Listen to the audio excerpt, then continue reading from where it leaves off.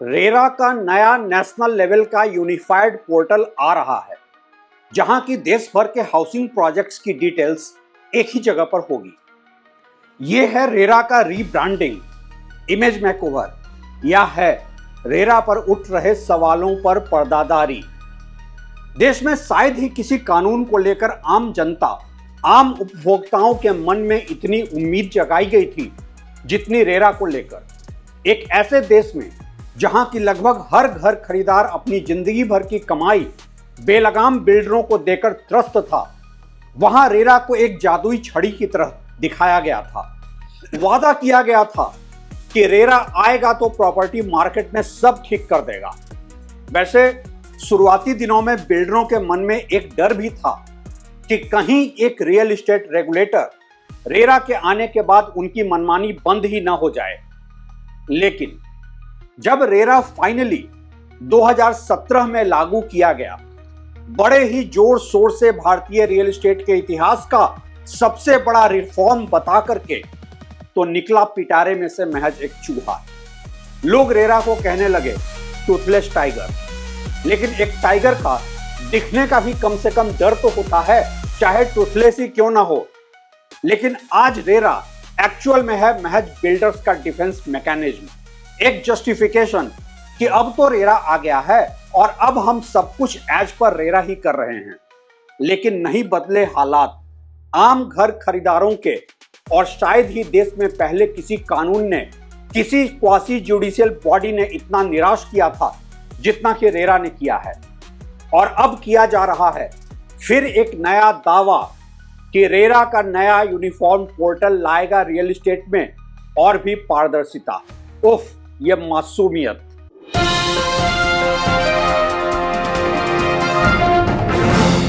नमस्कार, आप देख रहे हैं ट्रैक टू रियलिटी और मेरा नाम है रवि सिन्हा। आप में से जितने लोगों ने 2017 में रेरा के आने के बाद से घर खरीदा है, प्रॉपर्टी मार्केट में बिल्डर्स के चाल चेहरा चरित्र से रूबरू हुए हैं, वो मेरे ओपनिंग कमेंट्री से ही न सिर्फ इत्तेफाक रखेंगे बल्कि ये भी समझ जाएंगे कि मैं क्या कहने जा रहा हूं। और उससे भी कहीं ज्यादा महत्वपूर्ण ये कि मैं ये सब क्यों कहने जा रहा हूं। अपने 8 साल के एग्जिस्टेंस में रेरा ना तो रियल एस्टेट में कोई बदलाव, कोई पारदर्शिता ला पाया है और ना ही जीत सका है किसी भी लेवल पे किसी का विश्वास। देश की शीर्ष अदालत सुप्रीम कोर्ट ऑफ इंडिया ने क्षुब्ध होकर यहां तक टिप्पणी कर दी कि क्या रेरा एक्स ब्यूरोक्रेट्स का रिहैबिलिटेशन सेंटर बनकर रह गया है। रेरा के मेंबर्स ज्यादातर, करीब करीब सारे ही रिटायर्ड आईएएस, आईपीएस और आईएफएस ऑफिसर्स ही हैं, जिनकी कोई लीगल ट्रेनिंग भी नहीं हुई है उन शातिर बिल्डरों के महंगे कानूनी सलाहकारों से निपटने के लिए। बिल्डर के हाथों ठगा गया एक आम इंसान आज रेरा में जाने को समय की बर्बादी ही मानता है।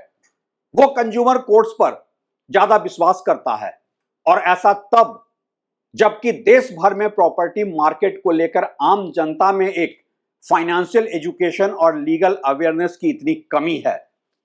ट्रैक टू रियलिटी के एक सर्वे के अनुसार इंडिया में रियल एस्टेट का कंज्यूमर सेटिस्फैक्शन स्कोर आज भी बहुत लो है, और हर 10 में से 8 घर खरीदार बिल्डर के हाथों ठगा गया है किसी न किसी रूप में। चाहे प्रोजेक्ट में देरी का मामला हो, या जिन वादों पर घर बेचा गया था वो पूरे न हुए हों, एमिनिटीज मिसिंग हो, चाहे रेरा में धक्के खाकर इंसाफ न मिलने का मामला हो, या रेरा से एक ऑर्डर की कॉपी लेकर और उस ऑर्डर के एग्जीक्यूशन न होने का मामला हो। ध्यान देने वाली बात यह है कि हम यहां उन लीगेसी इशू की बात ही नहीं कर रहे हैं जो प्री रेरा डेज के हैं। ऐसा इसलिए भी कि रेरा के समर्थन में अक्सर ही यह तर्क दे दिया जाता है कि इंडियन रियल एस्टेट में लीगेसी इश्यूज बहुत हैं और रेरा के पहले के मामलों के लिए रेरा पर उंगली नहीं उठाई जा सकती है। आज बात यहां हो रही है रेरा के बाद के न बदले हालात पे। 2014 में रेरा के 7 साल पूरे होने पर हमने 7 ऐसे सवाल पूछे थे जो घर खरीदारों के लिए इंसाफ न मिलने से खड़े हुए थे। 2025 में रेरा के 8 साल पूरे होने पर यह सवाल कम होने की बजाय बढ़कर 8 हो गए।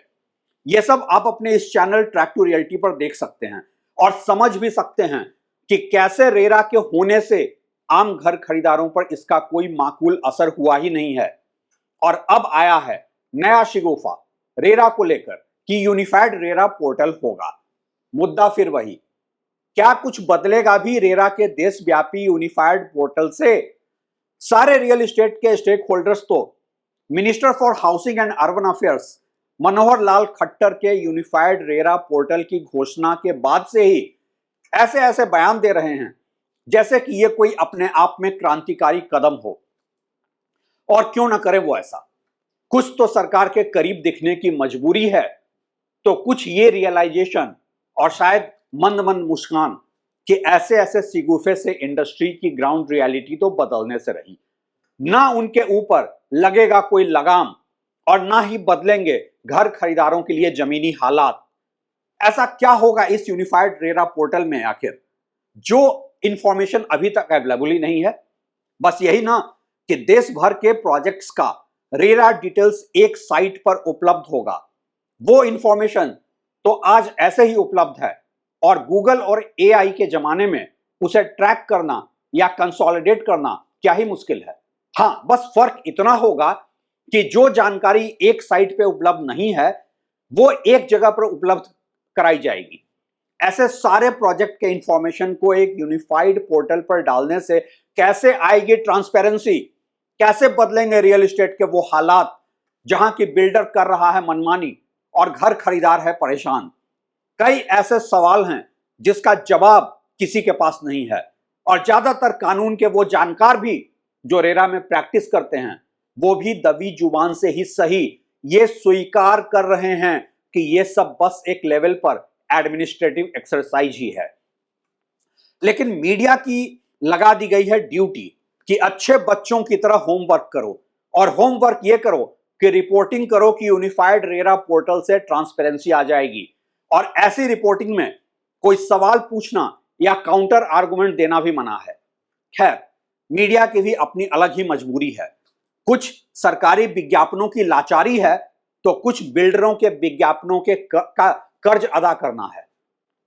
लेकिन हमेशा की तरह ट्रैक टू रियल्टी आज फिर होम बायर्स की तरफ से पूछेगा कुछ सवाल। रेरा के यूनिफाइड पोर्टल से ऐसा क्या बदलाव आ जाएगा जो अभी स्टेट वाइज रेरा पोर्टल से नहीं हो रहा है? सारे प्रोजेक्ट डिटेल्स को एक यूनिफाइड रेरा पोर्टल पर डालने से प्रोजेक्ट डिले और डिफॉल्ट रुक जाएगा? अगर हां तो कैसे? समस्या अभी तक रेरा के पोर्टल से हो रही है या रेरा के फंक्शनिंग या यूं कहें कि लैक ऑफ फंक्शनिंग से? अगर रेरा जरा सा भी इफेक्टिव है तो फिर क्यों नहीं बदल रहे हैं घर खरीदारों के हालात? क्यों बिल्डरों के प्रोजेक्ट कंप्लीशन के डेडलाइन को मनमाने तरीके से दे देता है रेरा, एक्सटेंशन पर एक्सटेंशन? क्यों प्रोजेक्ट डिले होने पर बिना किसी जस्टिफिकेशन के एक्सटेंशन मिल जाता है? क्यों प्रोजेक्ट देर से डिलीवर होने पर भी रेरा घर खरीदारों को कहता है, मजबूर करता है कि रिफंड नहीं मिलेगा, हद से हद थोड़ी डिले पेनल्टी ही मिलेगी? क्यों रेरा के जो भी ऑर्डर्स हों वो एक्सिक्यूट ही नहीं होते हैं? क्यों बिल्डर के मनमाने बिल्डर बायर एग्रीमेंट के लिए घर खरीदार को जाना पड़ता है consumer court? RERA model builder buyer agreement क्यों नहीं है बना पाया? क्यों बेच रहे हैं बिल्डर्स अपार्टमेंट आज भी सुपर एरिया पर, ना कि कारपेट एरिया पर, और वो भी खुले तौर पर विज्ञापन देकर? और सबसे बड़ा सवाल इस यूनिफाइड पोर्टल को लेकर है, जब एक डेवलपमेंट एजेंसी का डिफॉल्टर बिल्डर दूसरे शहर के डेवलपमेंट एजेंसी में नया लाइसेंस लेकर नया प्रोजेक्ट शुरू कर देता है, तो क्या यूनिफाइड रेरा पोर्टल इसे चेक करके रोकेगा? अगर हां, तो यह काम आज क्यों नहीं हो रहा है, जबकि हर डिफॉल्टर बिल्डर का ट्रैक रिकॉर्ड और घर खरीदारों के शोषण की कहानियां ऑलरेडी पब्लिक डोमेन में हैं? सवाल तो और भी कई हैं, लेकिन सियासत लगी है बताने रेरा के यूनिफाइड पोर्टल के फायदे। बिल्डर पढ़ रहे हैं इसके कसीदे और मीडिया मग्न है आपको करने में मिसलीड। लेकिन मेरा आखिरी सवाल आम घर खरीदारों से है, क्या आपको ऐसा लगता है कि यूनिफाइड रेरा पोर्टल से आपकी समस्या का समाधान हो जाएगा? अगर हां, तो फिर मुझे कुछ नहीं कहना है। लेकिन अगर आपको ऐसा नहीं लगता है तो पूछिए सवाल कि कैसे करेगा यूनिफाइड रेरा पोर्टल आपके साथ हो रही नाइंसाफी का अंत। आप यहां कमेंट करें, मुझे मेल करें, अपने अपने सोशल मीडिया पर जाकर पूछें सवाल। शुक्रिया।